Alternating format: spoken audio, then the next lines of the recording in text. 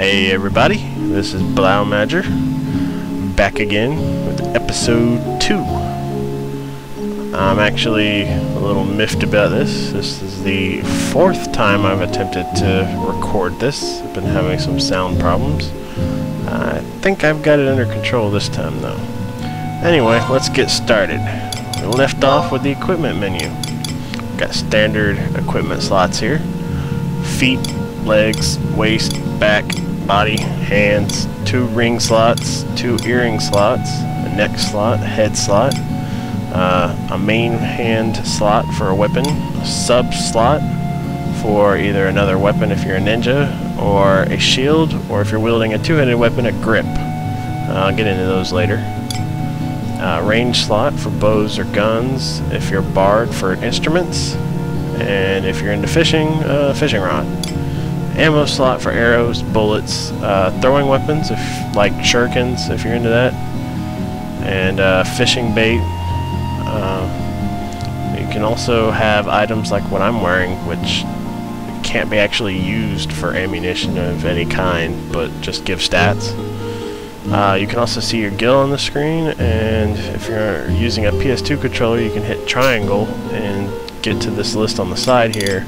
This list contains only equipment that is in your bag, so that's nice if you ever need to see what you can use or not. Speaking of items, you go to the item menu and you'll get to your bag. Items that are listed in yellow are items that can be used. Items in green are equipped. White items are just items that are there. Gray items are items that nothing can be done with, like this pearl sack, which is equipped. Can't throw away an equipped pearl sack, so I guess you can't do anything to it. Your inventory, along with your MOG safe and your MOG locker, start out with 50 slots. Doing various quests, you can increase each one of them up to 80, although it's a different quest for which type of inventory we're talking about. And since I mentioned them, the MOG safe can only be accessed from renter rooms or your MOG house in your home city. Just for clarification, if I say MOG house, I'm talking about your MOG house in your home city. If I say renter room, that is anywhere that is not your home city.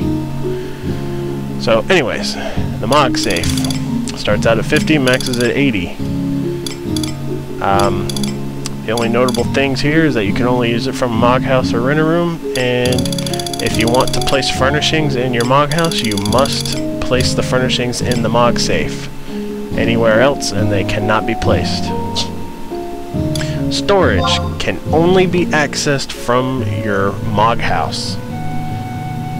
It starts with 0 slots. It has a maximum of 80. To get slots, you place furnishings in your MOG house. Each piece of furniture has a number of slots assigned to it. I usually just put stuff that I need to hang on to, but don't have any immediate use for, or any use for in the foreseeable future. MOG locker. Before you can get one, you have to get to Ott-Ergen Whitegate. I'm not sure if you have to become a mercenary or not first, but I do know that it costs 1 Imperial Bronze coin for to rent it for a week. I gave the guy like 3 or 4 stacks of 99 bronze coins, so my lease is good until like sometime in 2011, I think. This is where I keep most of my equipment for jobs that I switch to often. And then we got the MOG satchel. This is a special bag.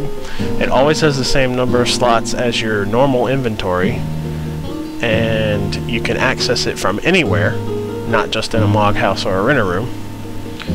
But the way you get it is to have purchased and activated one of the security tokens that Square Enix sells. Just keep in mind though, if you want to use something from the satchel, you have to actually move it to your inventory. This goes for equipping things from it too. While we're in the MOG house menu, the delivery box is where things that other players send to you, or gil that you've earned from selling something on the auction house, will arrive at. You can also see how much gil you have here as well. change jobs here. Your main job will be listed in that orange-yellow color, and your sub-job will be listed in blue. Gardening, you can have up to 10 flower pots. You can check your flowers from any Mog House or Rent-A Room, but only in your Mog House will you actually see the flower. Not that that's a really big deal, because the text that you get will tell you all you need to know, really. Layout is used to set and rearrange furniture that you've got laid out in your Mog House, and Open Mog lets people into your Mog House if they're in your party or your alliance. Next we got magic.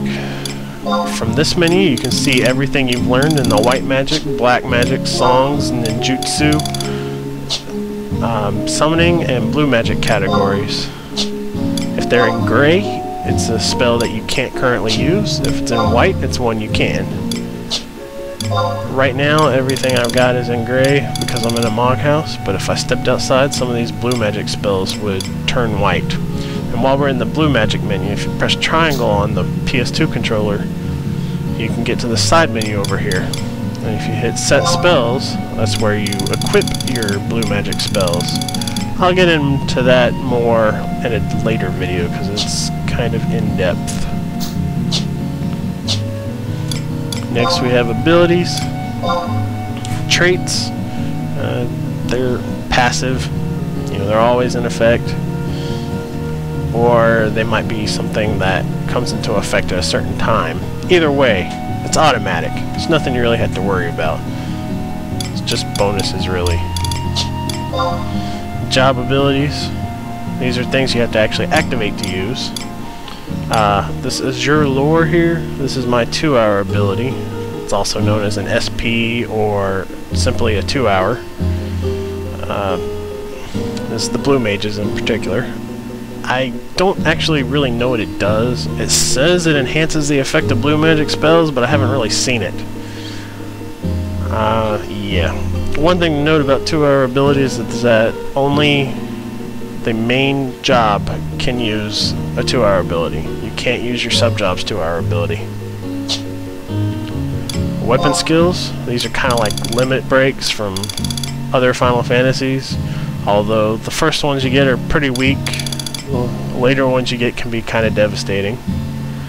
You have to get 100% TP before you can use one. I'll explain about TP later. Ranged attack, I'm not sure why that's in this menu, because if you press it you'll actually try to attack with a ranged weapon. And pet command, I can't really show you anything about it because I don't have a pet right now, but maybe in another video when I'm playing Puppet Master sometime I can show you something about it. That's really about all I can touch on in this video.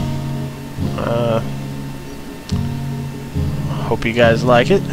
If you do, feel free to subscribe, give me a thumbs up, comment on it, tell your friends about it, and I hope you tune in for the next one. See you guys later.